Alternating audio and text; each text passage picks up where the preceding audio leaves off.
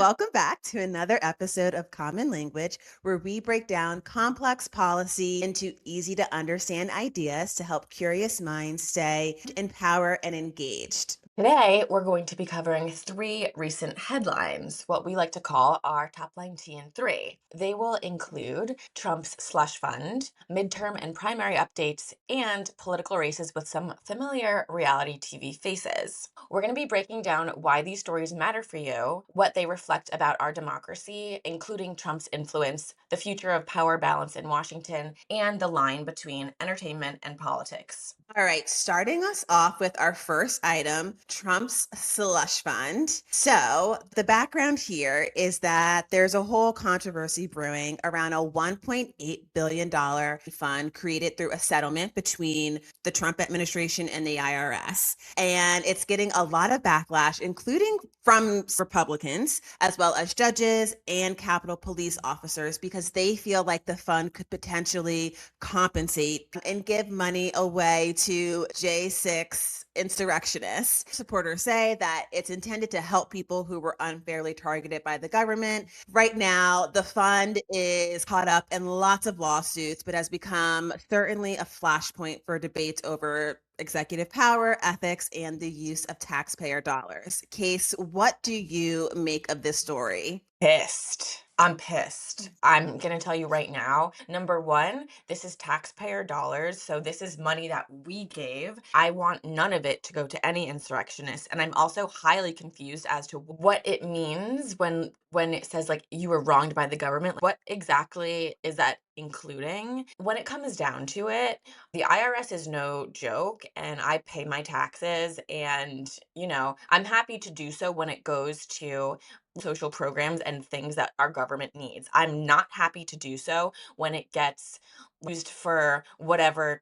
Trump feels. Like it feels like direct corruption and also a slap in the face to everybody who pays their taxes. This is not cool. This is not okay. And I really am pissed. A lot of Republicans are pissed too. So interesting because I was on the Hill recently and Republicans in the Senate were pissed. And that's like what the talk of the day was when I was on the Hill, just how pissed Republican senators were at Trump. And I think that the other kind of messed up part about this is like the deal that they cut that basically the IRS can't look into Trump or his family's taxes or That is is bullshit. this legal again? No. It's corruption. It's blatant corruption. And he's cool with it because he just wants to get everyone in his family a get out of jail free pass, literally, to exonerate all of them at this level.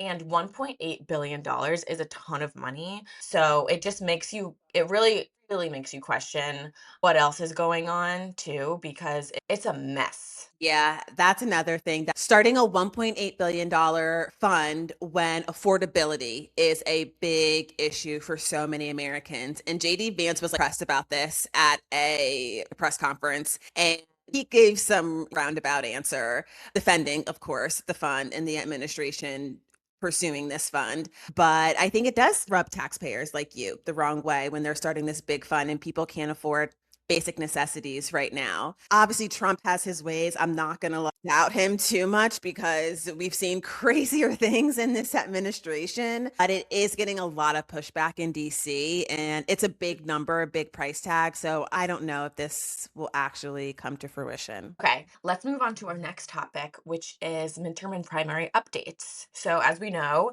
the 2026 midterm cycle is rapidly taking shape, and some early primaries in states like Texas, North Carolina, and Arkansas are offering some clues about what is to come, including voter sentiment, and also just Trump in general and his continued influence. So his influence seems to still be quite strong within the Republican Party, as candidates that he's endorsed have won virtually every GOP primary contest so far. So if anyone doubted Trump, he's coming for them and he's winning. Analysts are closely watching Senate battlegrounds and competitive gubernatorial races that could also determine control of Congress and shape the final 2 years of Trump's term. So, Mac, what primary race stood out to you the most and why? What are you thinking about? at this moment. Yeah, it's definitely been interesting to watch some of these primary races. And I'm sure we'll get into the top line of the Trump of it all. Yeah. But a race that actually stood out to me the most was a Democratic race in Texas. And this was between Al Green and Christian Menefee. And they're both current sitting congressman. Menefee is a freshman, and Al Green has been in Congress for years, like 20 plus years. And you may know him because he got kicked out of the State of the Union because he was basically shouting and protesting Trump, and Speaker Johnson had him removed. And he's just a big civil rights activist, a big leader in the Congressional Black Caucus, which is a powerful caucus in Congress. But this race stood out to me because, one, there is this ongoing conversation within the Congressional Black Caucus and within Black politicians saying that we need the older generation, like the Clyburns, like Green, to step back and for newer, fresher faces to come forward. And I think this race is showing that. And then secondly, I think this race was also interesting because Green was also very anti-cryptocurrency. He spoke out against it, and a cryptocurrency PAC funded the other candidate to ensure that he would win, and ultimately he did. And so I think it's starting to show the power of the cryptocurrency industry. And so that race stood out to me the most. What about you, Case? I think for me, I'm not as well versed in all the nitty gritty of everything. And so all I kept seeing was Trump winning all over the place. And what scares me is that people still seem so invested in whomever Trump's candidate is. But I also know that disproportionate amounts of money were spent on these races compared to Yeah. what would have been spent in the past. So, what stuck out to me the most was the money talks conversation. We really are in a position where whoever has the most money is going to win these races, and that becomes the most evident piece. So, I get nervous because at the end of the day, Trump is in bed with so many billionaires. Yeah. However, that wallet Cash is is king. cash is king. That Yeah, concerns I me. agree.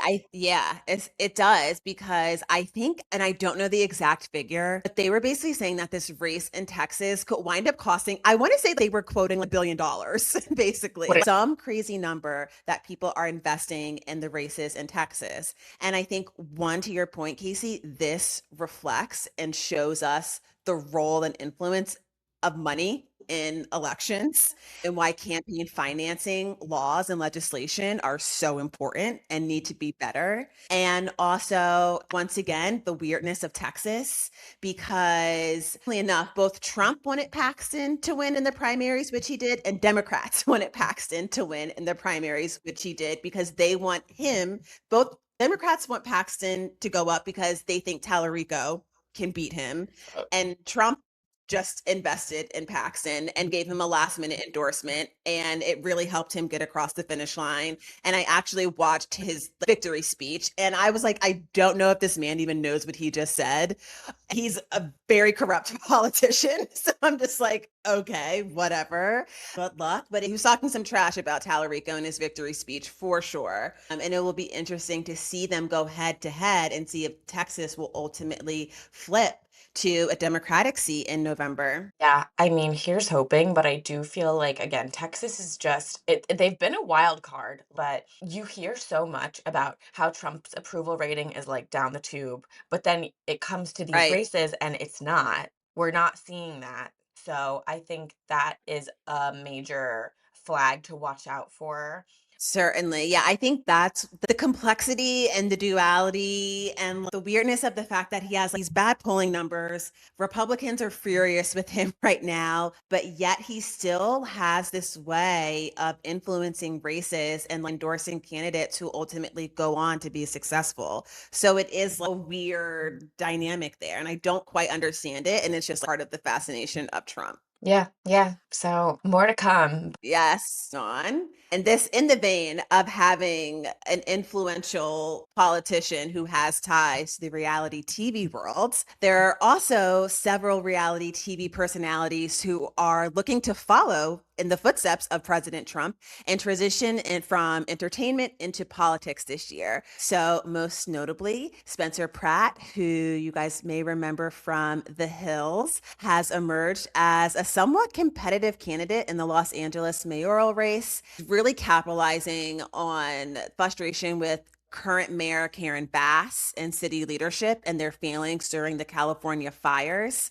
And we also have Luke Gulbranson from Summer House, who has launched a congressional bid. And I think it's interesting, both Pratt and Gulbranson's races have highlighted a broader trend of reality television figures leveraging their name, social media followings to enter public office. Alongside Trump, we also have the Department of Transportation Secretary. I'm blanking on his name, but he was also formerly on an MTV show. They have some company, but Case, what do you think these races and these candidates say about our democracy and society? Trump paved the road for a different type of politician. He really changed the standard of what people will accept. And he also really changed the narrative of people wanting to relate to politicians in a different way. And those are two things that you have to kind of give him credit for, because he did break through in a way. So that gives someone like a Spencer Pratt, who has absolutely no business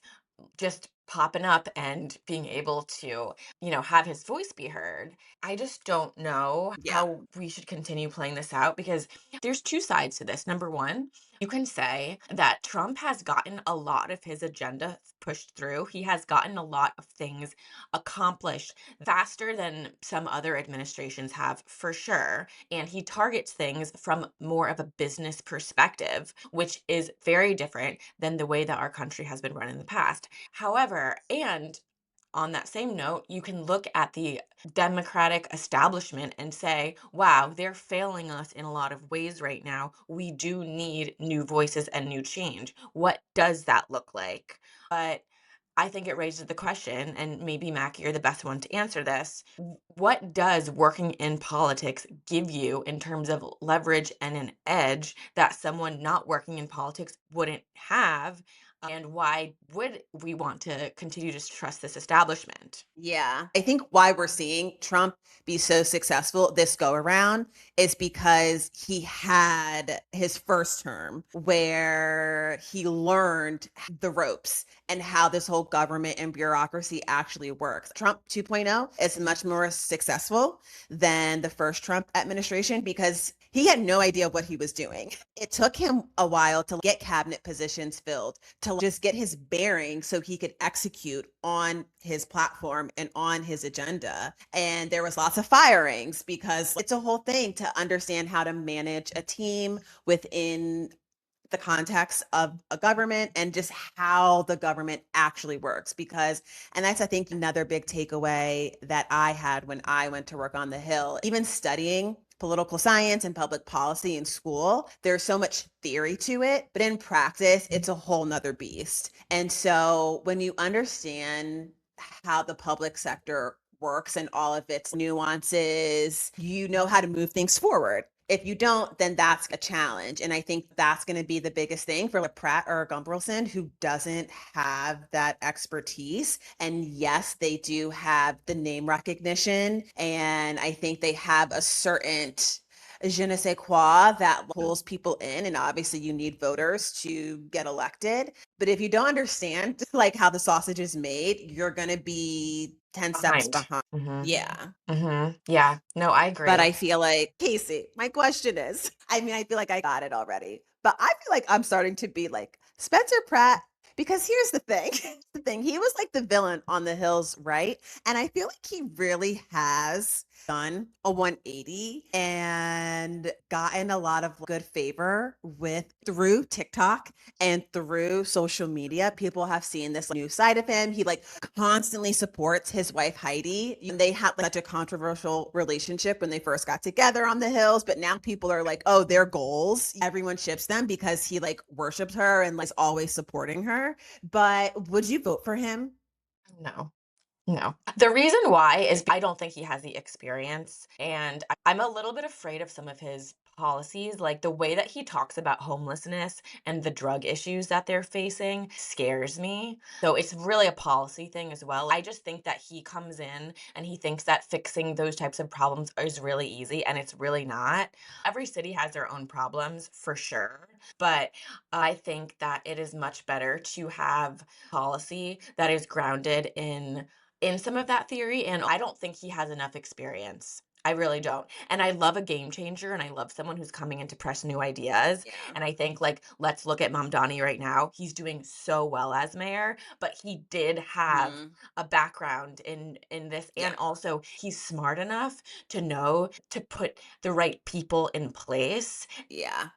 Well, he has Brody Jenner's endorsement, apparently, and I believe Joe Rogan's as well, if that counts for anyone. Yeah, there was a fundraiser where Catherine McPhee was, like, singing a Um, song at her house, or I should say David Foster's house, which was all just really cringe and embarrassing, and I believe that she's a little bit of a maggot, so yeah, I think that was revealed that she is a little bit of a which him and David Foster, if he is as well, doesn't surprise me, which is weird because I think his daughters, Aaron and Sarah, are yeah, very progressive. yeah, But we saw him with Yolanda on Beverly Hills, and it and was we giving MAGA for sure. definitely Yeah. creepy. With that, I feel like we would be remiss not to touch on the summer house of it all in this conversation because, like we mentioned, Luke from Summer House, who actually brought Sierra into the TV show and Yep. used to date her, is running for office as well. And I think he like, posted when the Summer House reunion aired last week. He like a post about it, and I think he like, tied it back to his campaign somehow.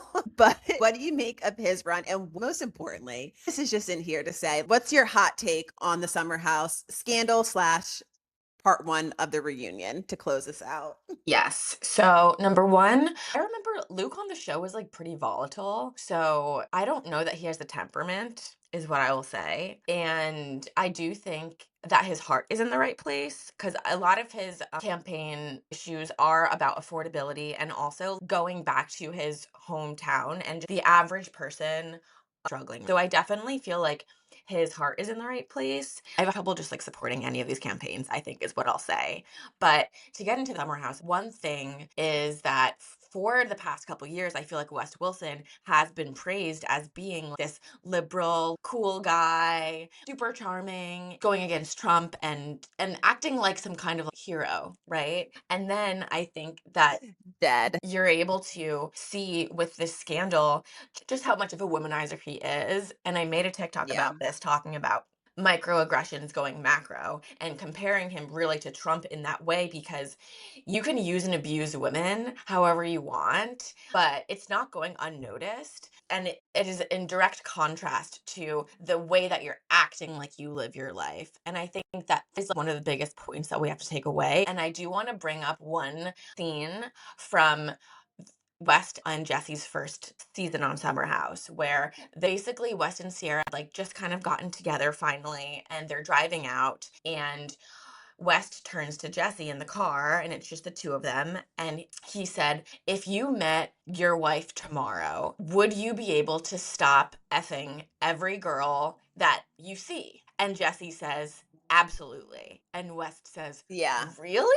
I still am having a hard time with that. And Jesse says to him, aren't you kind of in that position right now? And it's like, looking back, you just see the way that he views women as like, conquests. That's who he is. We just need to like, take a really hard look at people's actions, because the actions always speak louder than the words. And I know that's a tale as old as time, but like that's what it comes down to. And that's why I'm so team Sierra, because like this girl is like out there like doing donations for the Girl Scouts in this whole scandal. You know, like she's out there like doing what she can to like elevate the issues that she feels she can speak to, and also holding her own in this court of public opinion. What do you think, Mac? I agree with everything that you were saying. The summer house of it all. So, as you pointed out, both reality and politics are mirrors to society and culture. We've Hmm. talked about that a lot on this podcast. And I think the whole West Amanda Sierra of it all is included in that. The patriarchy is so deep seated, and seeing that with West and like how he operates is just an example of that, but also how Amanda operates. How, and I just have to say this, but how she just cannot decenter men for the life of her. She just is compelled to attach herself to a man because honestly, in a way, as society tells her to, she does, right? And that's why I think it takes the work and reflection and critical thinking skills to evolve to another way of thinking and challenging the patriarchy. The way that she was just sitting on that stage, no remorse, no contrition, just standing 10 toes down next to this sweaty boy, all for West, all for this sweaty little pig boy. Yeah. I'm just like, okay, girl, you got it. But I don't know if we need to see more reality TV stars running for office per se. Yeah. I also feel like I may have to draw the line there, but I am interested in hearing what they can offer to the discourse because to your point, Spencer Pratt is also born and raised in LA. That is his hometown. He does know that city, and similar for Luke, that is his hometown. He does know that community very well. And so I think there is something there. And as you were saying, it certainly reflects the times that we're in. Because I think one day, as there already is, so many thought pieces about the reality TV and how that has impacted society, included politics and our president. But ultimately, would I vote for them right now? No. They would have to do more. They would actually have to be in the public sector first, right? Go start a nonprofit. Go run for city council first. Let's start a little bit more local, start a little bit more grassroots. Let me see that before I'm ready to vote for you to be the mayor handling such a big portfolio or congressperson handling such a big portfolio. I think they need to get a little bit more street cred first. And those are my thoughts. No, I agree. And I'll say this too as a wrap up. I think that we need reality TV because it does provide a barometer for how people behave in our society at large presently. The Summer House drama is actually important to elevate because it shows you how men-centric some women are and why that's a problem. And I don't know that that would be elevated to that level if you don't see all of this happening firsthand, right? And you just kind of see the systemic tears and how prevalent they are. And I think that that is actually critically important for us to study and be aware of. And I think as it relates to politics, it's all directly linked, like we're always saying, because it's like a domino effect.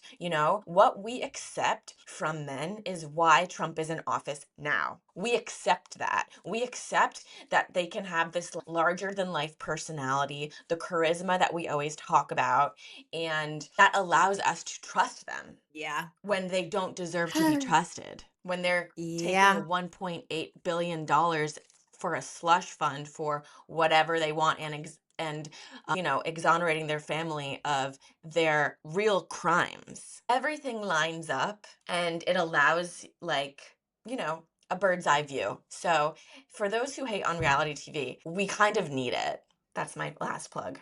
There you go. Is our top line and T and 3 for this week. If you like it, go follow Common Language on all of our social media platforms for more. And we'll be back soon with more.